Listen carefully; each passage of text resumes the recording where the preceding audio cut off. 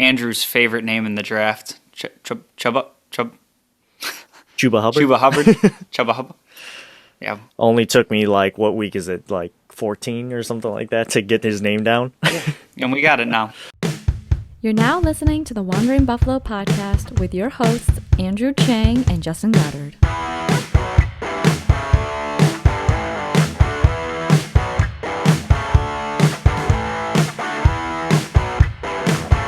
Hello and welcome into the Wandering Buffalo podcast, a show on the Built-in Buffalo Network. My name is Andrew Chang, and alongside me is my co-host Justin Goddard 2 times this week. So we're making a good track for getting back to a consistent podcast here with my co-host. I know scheduling has been an issue between both of us, but we got to talk about the Bills versus the Panthers.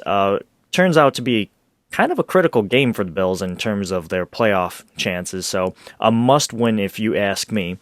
But before we get into everything, you can find us on most social media and podcasting platforms, and of course on YouTube by searching up the Wandering Buffalo podcast. As I mentioned, we are part of the Built-in Buffalo Network. We have other amazing content creators there, so go ahead and check them out. Before you get into everything, Justin, how are you doing today? Oh, I'm doing great. Jazzed that we were able to get together for both these episodes this week, and just glad to have you. How are you doing tonight? I am doing great, and I know the way that we've been splitting things up recently has been, I do the game recaps, and then you've been doing the game preview. So it feels wrong for me to take the helm away from you since you've been doing a lot of that work. So I'm going to turn the ropes over to Justin.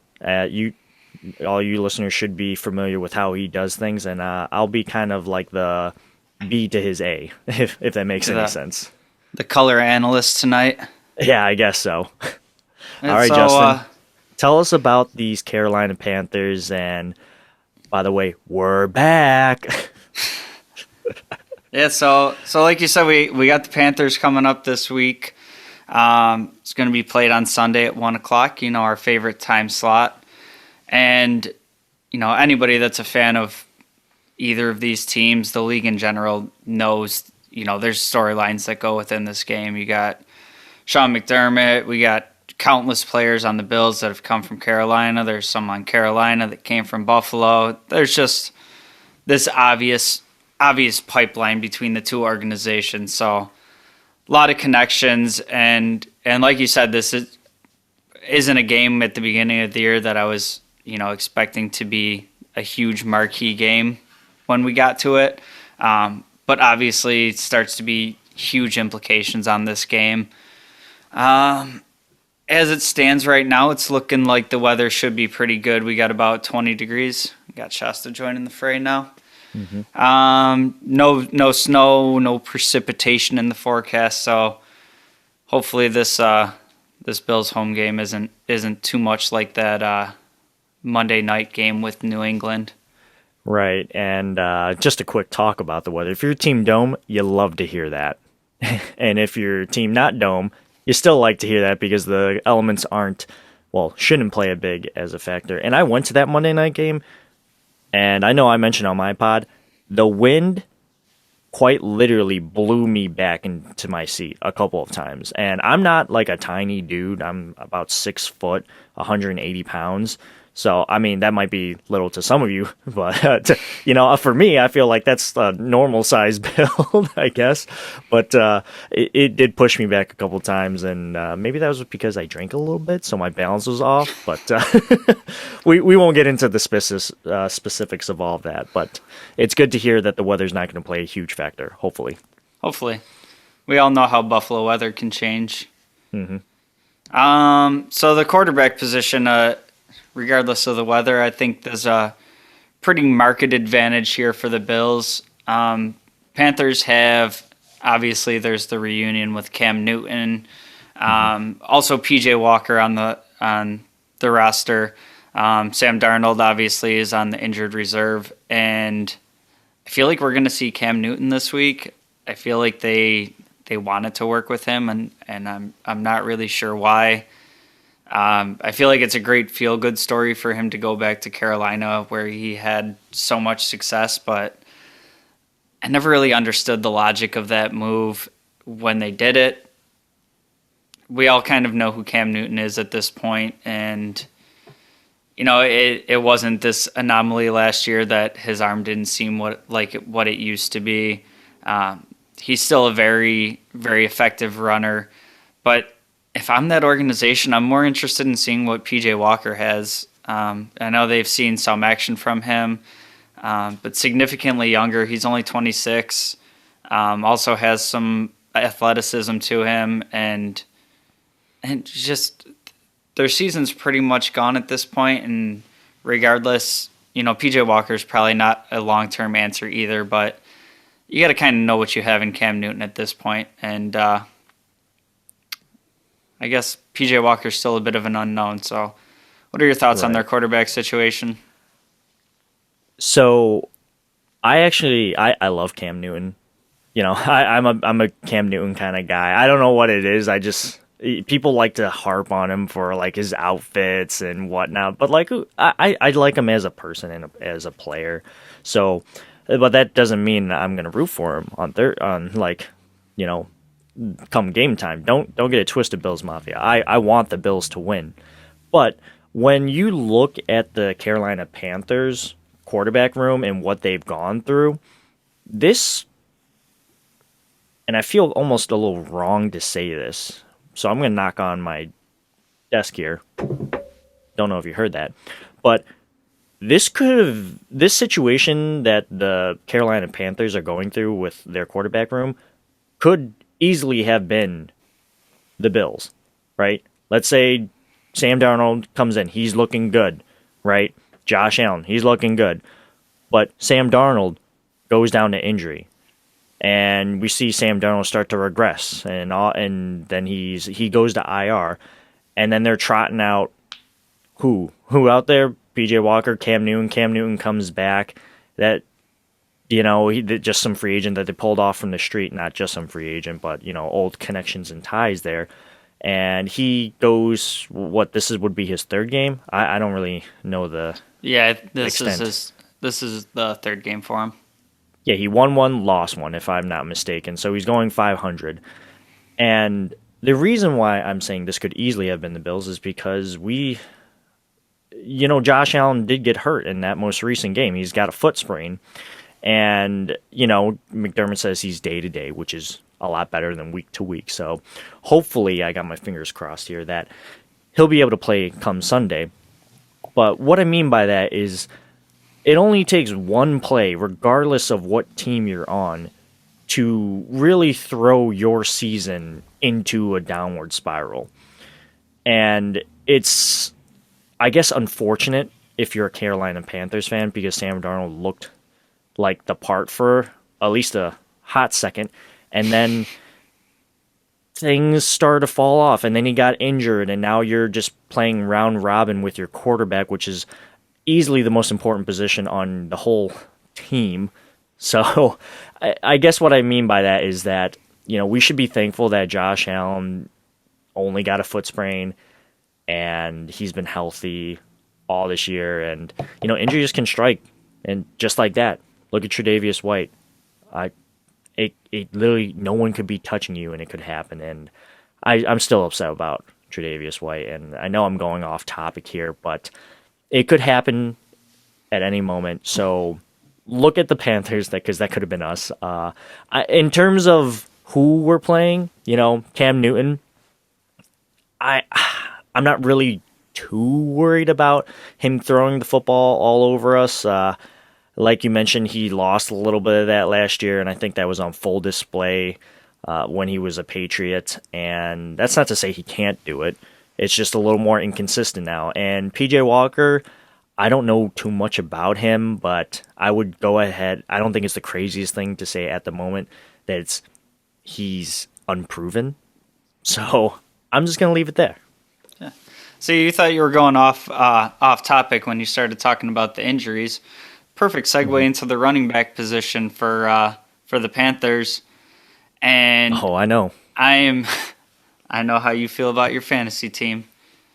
I'm not going to be the type of feller on this show right now saying, it sucks McCaffrey won't be in there because we really want to beat him at their best. No, I'm done with that for this year. We need to get W's. Any advantage we have, we'll take. And that being said, Christian McCaffrey is obviously on the IR right now. So your lead running backs are going to be Andrew's favorite name in the draft, Chuba Hubbard. Chuba Hubbard. Chuba Hubbard. Yeah. Only took me what week is it? 14 or something like that to get his name down. Yeah. And we got it now. So we'll see. Perfect. We'll see Chuba Hubbard and Amir Abdullah. Neither of these guys really have been game-changing running backs this year. Obviously, so much of what the Panthers are able to do is coming through Christian McCaffrey. He can run the ball anywhere on the field. He's a great receiving option. He's great in space. Just a super dynamic running back in all phases. And when they have to pivot here to Chuba Hubbard and Amir Abdullah, Abdullah offers a little bit into the passing game, and Hubbard has looked decent at times, but he's still a rookie being thrust into a big spot. And, especially with their quarterback situation now and teams being able to key in on when they're running without the pass being a huge threat, they just haven't been able to get it done at the same clip as McCaffrey. And, that's probably true for most teams in the league. But two running backs, they're both averaging about 3.5 yards per carry, which just based on some of the teams that we've played recently, kind of a breath of fresh air compared to some of the running backs we've had to face recently. Right. And yeah, you mentioned it. I Christian McCaffrey, he was on all of our fantasy teams. Well, if you had him, you know where I'm going with this. I don't wish anyone poor health or anything like that. And I personally think if you wish someone to get injured just because they have a different logo on their uniform, you need to get yourself reevaluated because that's just not cool. These are human beings. That being said, I'm not going to be upset that Christian McCaffrey isn't out there.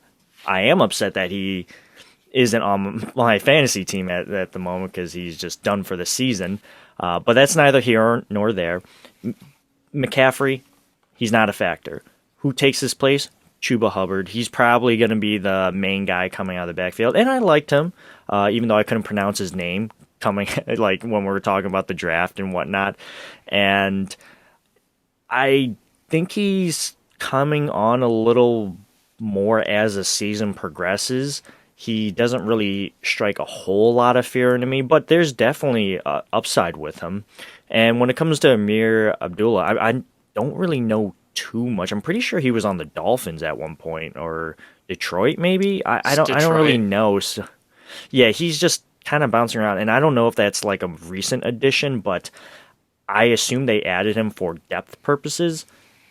So if he was a recent free agent, it just tells me, okay, he's been sitting out there for a little bit. What can you really expect from Abdullah? So I think this is going to be more of the Chuba Hubbard show with a little sprinkling of Amir Abdullah. So, and if they are throwing short passes out of the backfield, I'm not entirely sure. Don't quote me on this, but I'm pretty sure the Bills actually handle those types of plays really well. They limit those explosive plays to running backs, like pass-catching running backs out of the backfield very well, if I'm not mistaken. Yeah, I'd agree with that. So I don't think the threat from the Panthers really comes from the running back room into the passing game. But they do have some pretty solid receivers. DJ Moore, Robbie Anderson, Brandon Zylstra, and Terrence Marshall Jr. That one's hard to say. TMJ. Just call him TMJ. Yeah, and Terrence Marshall is a rookie fitting into this system, and he started to come on a little bit, but he's had a very quiet season so far. I think he's a good piece for their future.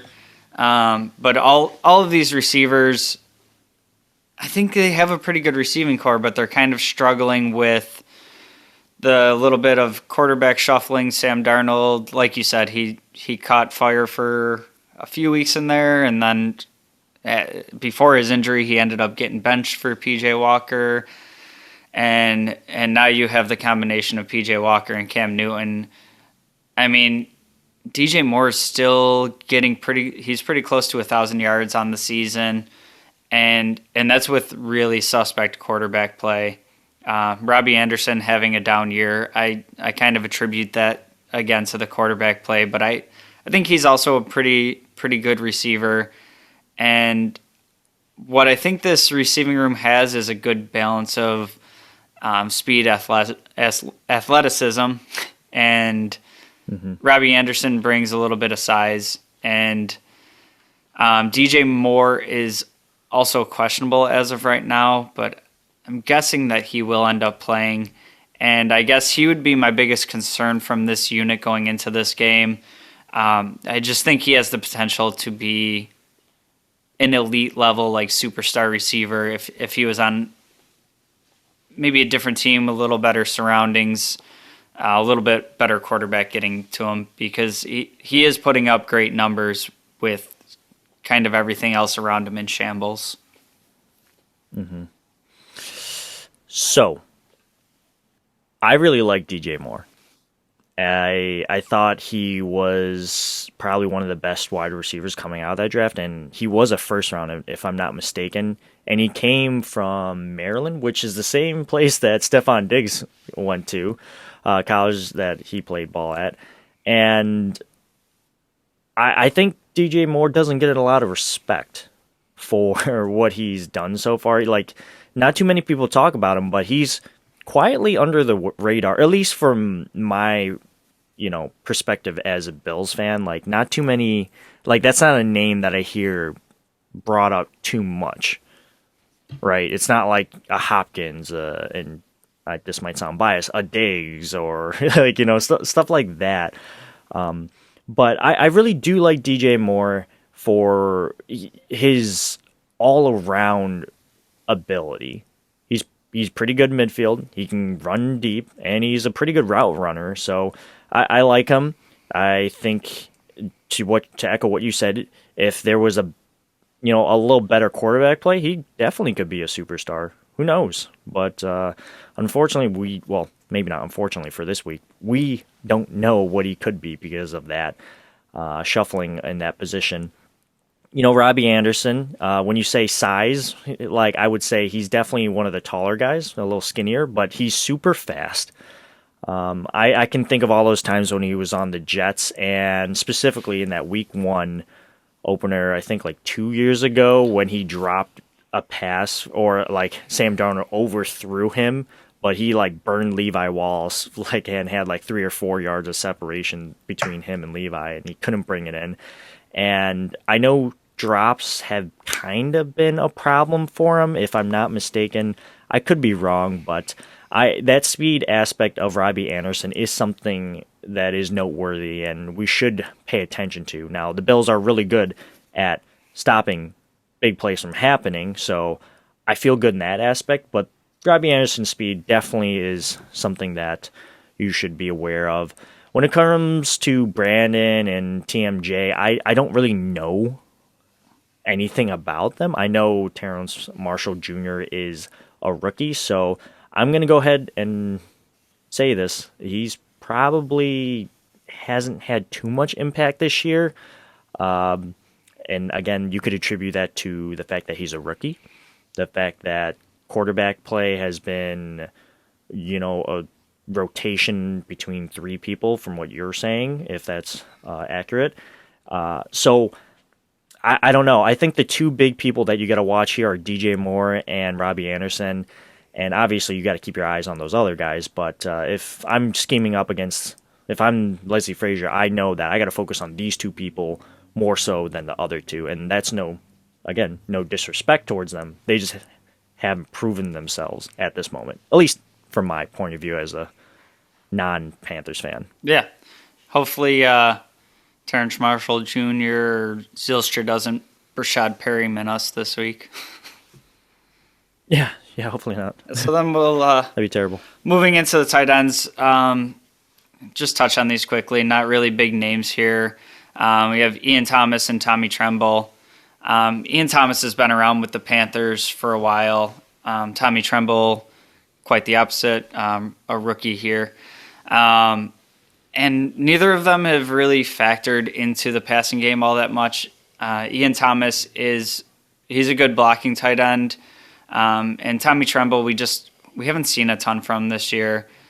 I feel like this is an offense that doesn't really focus on, I guess, getting the tight ends involved in the passing game. Maybe it's something they'll look to do in the future if Tommy Tremble can start developing. But kind of as we touched on earlier, this is an offense that's kind of starts with Christian McCaffrey and goes from there, and other things become available based on what the defense does to limit McCaffrey. So the tight ends, not really game-changing players here, and kind of lump them in, move right into the offensive line too. Left to right there, we have Cameron Irving, Michael Jordan, Pat Elflein, John Miller, and Taylor Moton. And I think they have a good set of tackles here. And then the rest of the line gets pretty suspect here. I mean, you have John Miller starting at guard. We remember him from the Bills. You guys know him, right? So, I mean, we remember what we saw of John Miller in Buffalo. So he's not a guy that I was upset left the team. So kind of speaks to how I feel about him there. I think Michael Jordan's a pretty good guard. I think he gets a little extra boost because of his name. But both those guards are also questionable right now. And then at center, they have Elflein, and their preferred starter is Matt Paradis, who ends up on the injured reserve as well. So you have two guards that are kind of nicked up right now and questionable to play, and then you're already playing a backup center, which Matt Paradis, I think, is one of the better centers in the league, and then you have to move on and go to a backup there. So I think this is a real key area that the Bills can focus on attacking just up the middle. I'm thinking Ed Oliver can have a real disruptive day and just kind of wreck the game from up the middle. Right, and to kind of backtrack and kind of loop what you were saying about Christian McCaffrey and how it starts with him and opens other things up for the tight ends, he's not there. It's Chuba and, Cam Newton. So I suspect a lot of running from Cam Newton and Chuba and Abdullah, and that pretty much comes with their offensive line play. So now that matchup against our defensive line, I don't really know how that's going to look. It could be good, it could be bad, but we've seen in the Patriots game, that Damian Harris long touchdown run, the Colts game, Jonathan Taylor, multiple runs all over us, Leonard Fournette in this most recent game. I don't necessarily know what's going to happen, with this Bills D-line in terms of filling in the gaps. Is Star Lotulelei going to be back? Are we going to be able to block this offensive line? Who's to say? I don't know, but I don't think that the Cam Newton-led, rushing attack for the Panthers is suspect. But I think we can do a good job of capping them, but I just don't know. And in terms of tight ends, if we can stop the running game, I don't necessarily think that they're going to be able to get open too much because of what you're saying. If we stop the run game, if they get the run game, establish it, it opens the field up for the wide receivers and tight ends. But if we can stop that, then maybe the tight ends aren't that much of a threat. Agreed. So let's take a quick break here, and then we'll come right back in with the defensive side of the ball, and we'll be right back.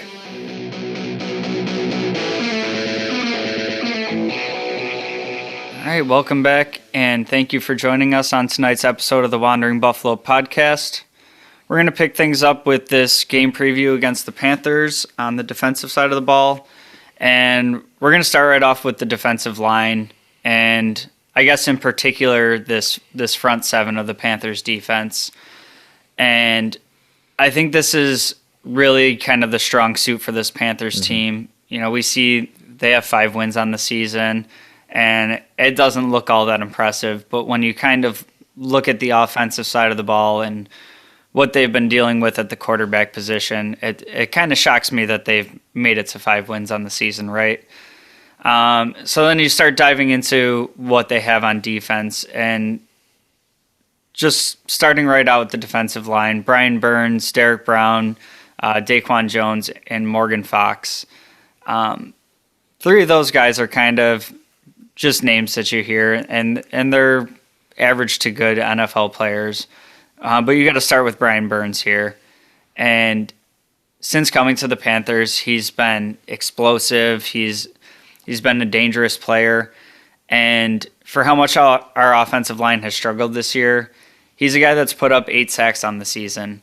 So I think for the Bills, being able to limit him is going to be a real key to kind of opening things up for the offense. We also have Daryl Bam Johnson in the mix there, backup defensive end for him.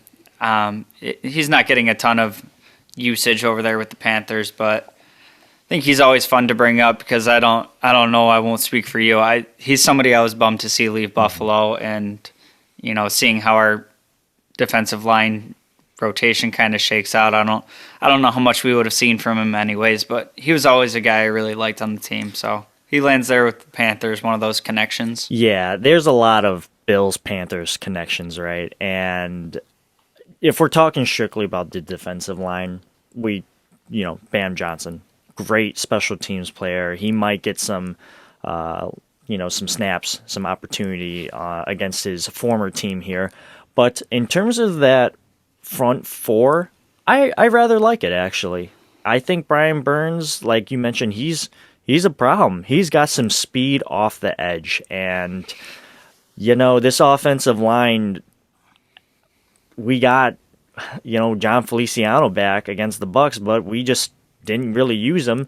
And, the fact that we have to lean on a guy like Spencer Brown at right tackle and kick our former all-pro, right tackle into right guard because Cody Ford's not panning out is kind of alarming to me. Like, if you look at this from big picture, you think the Bills have their offensive line figured out, and then now we're relying on our rookie to be the answer at right tackle when we thought we had it figured out with Darrell Williams, is not something encouraging to see if you're a Bills fan and if you really track like resource allocations, right?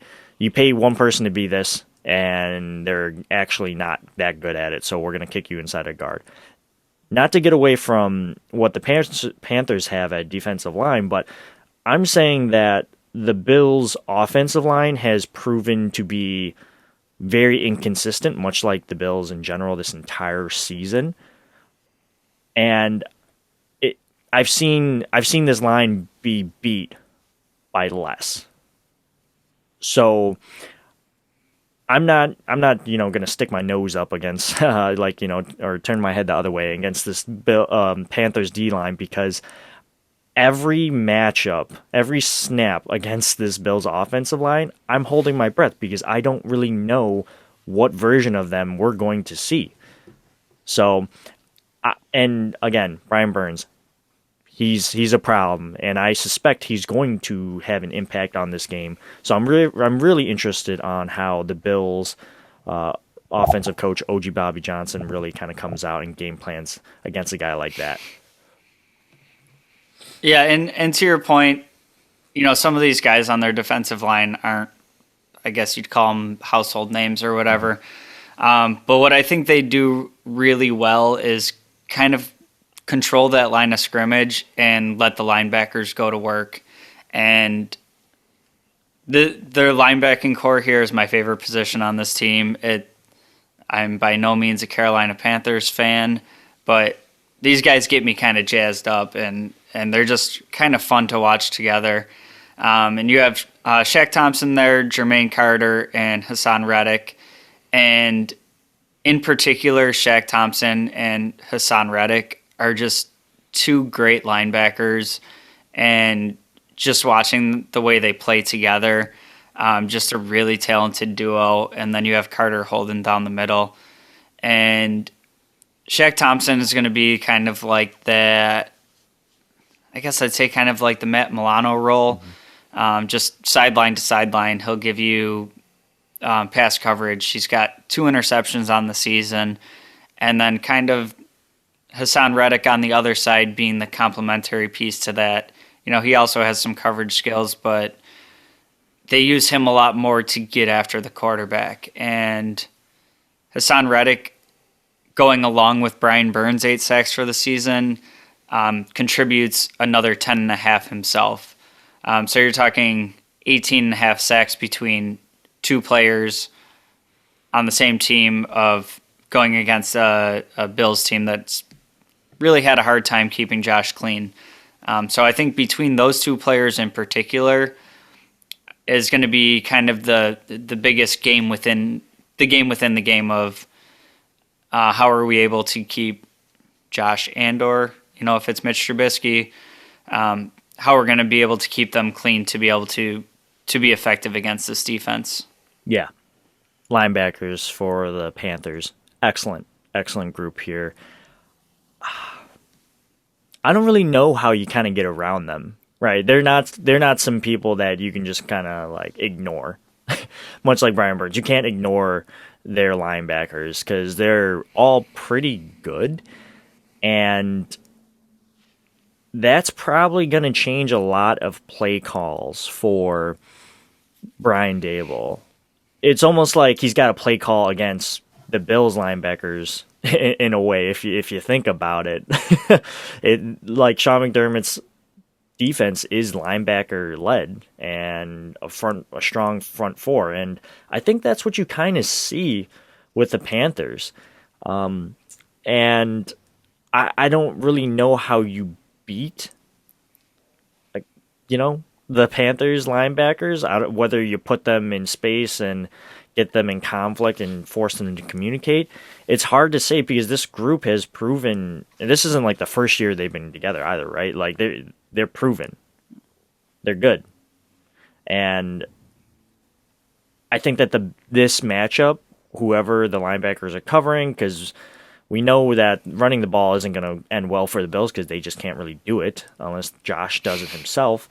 But whoever's matched up on whatever linebacker is lined up on whatever Bills player, that's going to be the key to winning this game, right? If you get a Cole Beasley on a linebacker, or I'm not really worried if you got a linebacker on one of our running backs, but if you spread the ball out or if you go 4 or 5 wide receivers, then you're going to get a linebacker on one of our weapons, and that should be encouraging.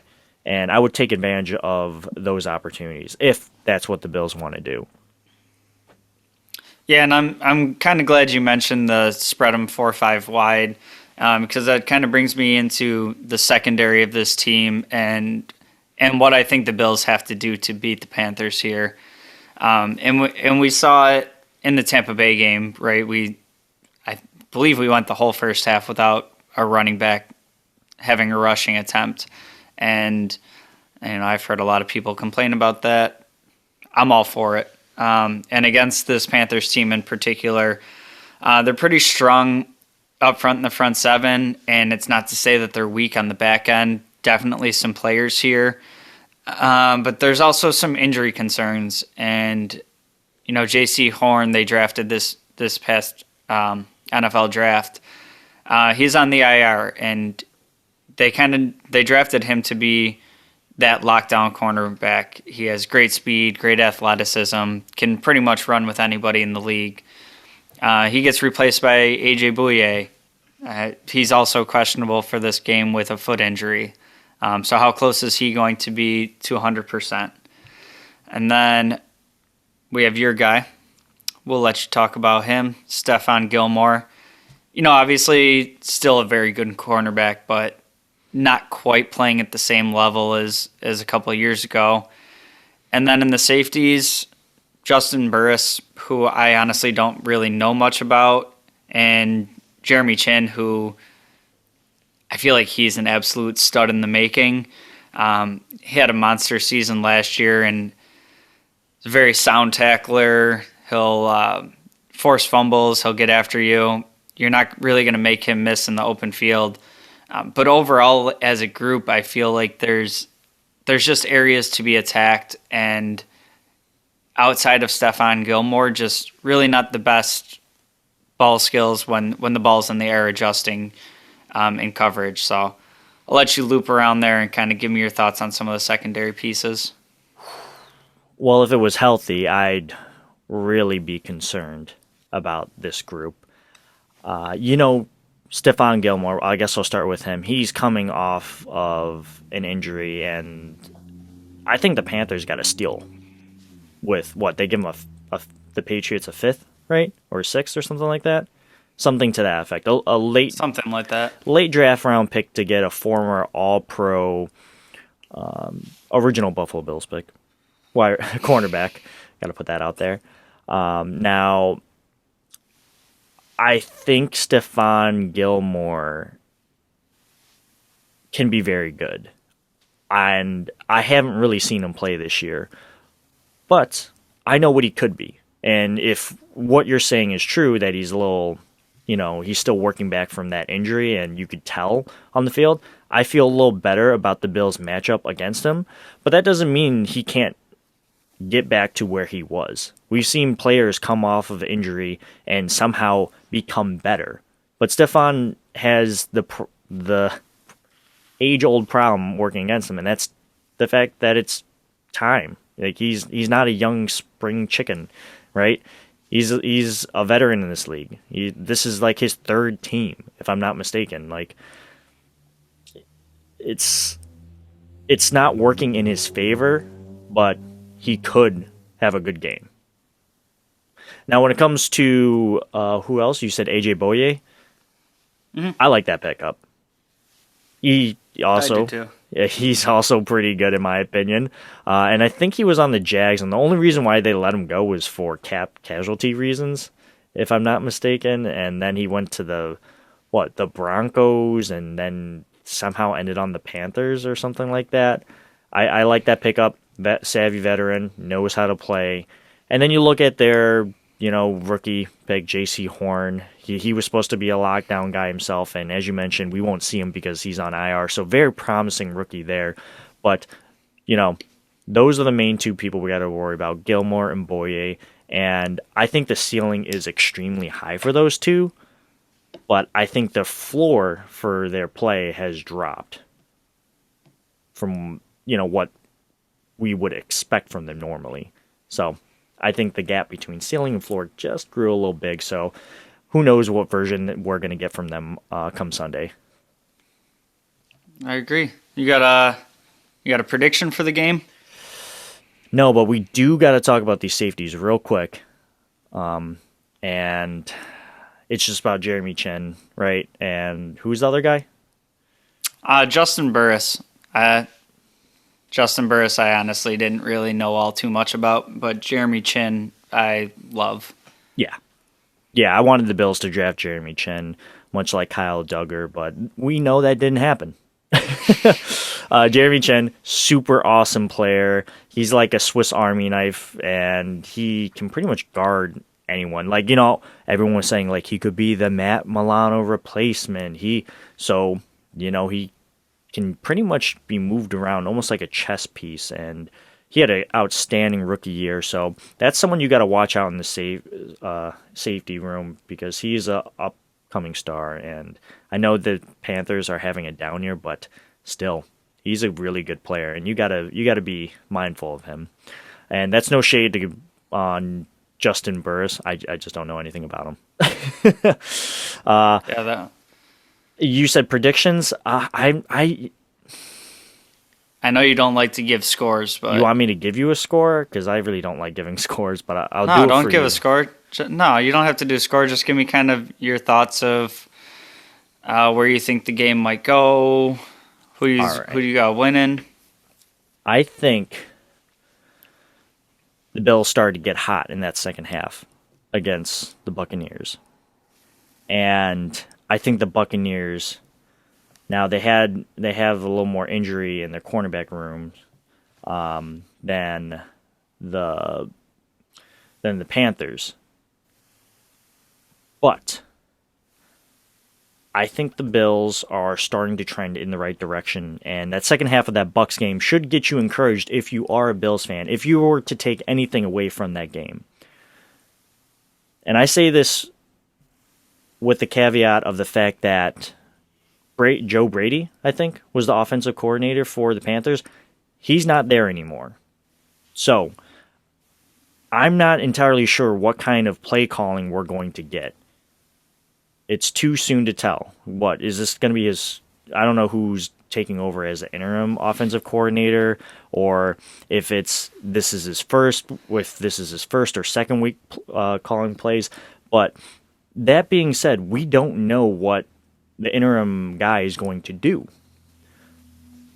There are a lot of aspects of this game that give me pause, and this is a must-win for the Bills. And ultimately, I like the matchup here for the Bills.